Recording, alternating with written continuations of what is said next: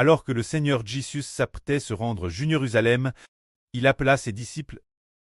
Mais, ce moment-là, il marchait devant tous les autres. C'était la dernière fois que le Seigneur Jésus montait Jérusalem. Au vu des 3 ans et demi passe prêcher la vie. Chacune des 3 grandes fêtes, il se rendait Jérusalem.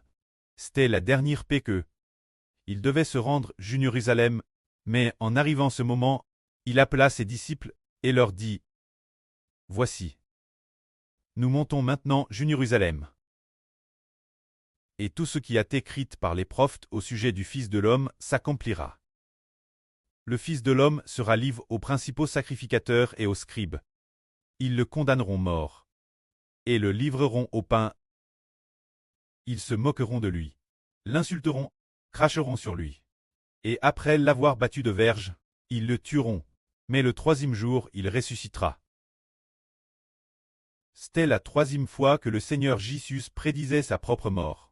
C'était la dernière fois que le Seigneur Jésus montait Jérusalem. Alors pourquoi le Seigneur Jésus dans la Bible a-t-il prédit sa mort plusieurs reprises? En réalité, le Seigneur Jésus est venu au monde pour une seule chose: sacrifier sa vie pour l'humanité. Il devait accomplir la rédemption de l'humanité du pouvoir de Satan, pour la placer sous l'autorité du Christ, sous l'autorité de Dieu et du Seigneur Christ. Il devait donner sa vie pour expier leurs péchés, afin d'effacer leurs offenses contre Dieu.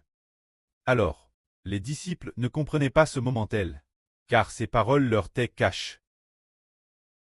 Mais après que le Seigneur Christ fut mis mort et ressuscité des morts, ils comprirent, surtout quand le Seigneur Jésus disait qu'il ressusciterait le 3e jour. Il devait ressusciter le 3e jour. Le Seigneur a dit qu'il ressusciterait le 3e jour, ce qui rendait les disciples encore plus perplexes. Pourtant, moins que le ciel n'ouvre les yeux. Car la Bible prédit que le Seigneur Christ ressusciterait d'entre les morts. Dans les psaumes, il est dit, tu n'abandonneras pas ton saint au jour des morts. Tu ne permettras pas que ton saint voie la corruption. Cela signifie que la prophétie disait que le Seigneur Jésus ne serait pas abandonné au jour des morts, mais qu'il ressusciterait d'entre les morts.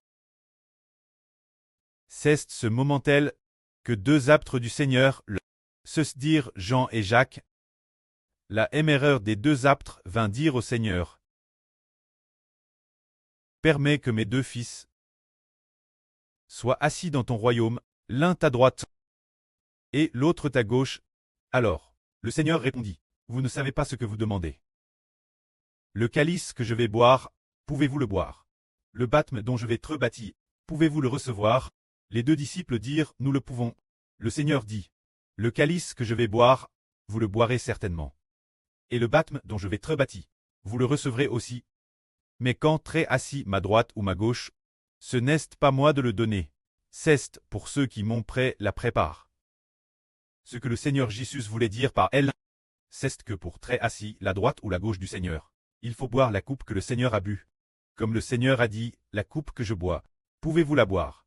Le baptême que je reçois, pouvez-vous le recevoir? Cela signifie que ceux qui siègent la droite et la gauche du Seigneur doivent traverser de grandes souffrances, tout comme le Seigneur Jésus.